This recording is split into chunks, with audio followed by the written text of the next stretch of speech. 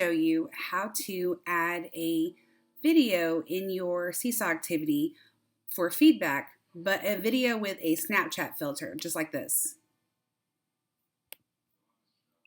Excellent job with those numbers, Anthony. You're getting really good at this.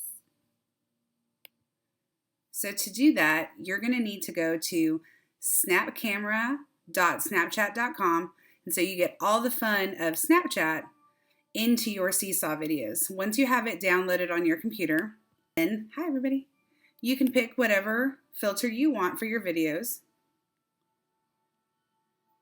Check it out first to see if it's something that you like. Then when you find it, you can go into your activities to approve them. Click on the three dots down here on the right hand side. Click on them. You're going to edit your post. Take the opportunity to review the student's work and prepare your feedback.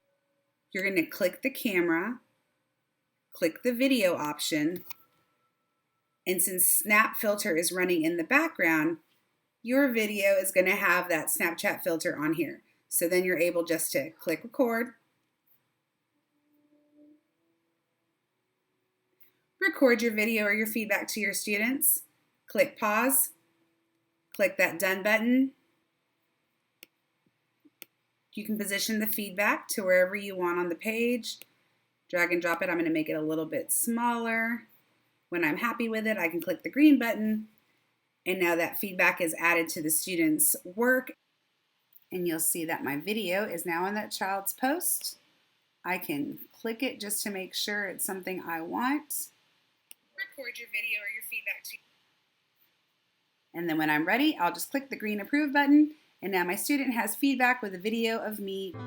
I hope you found this helpful.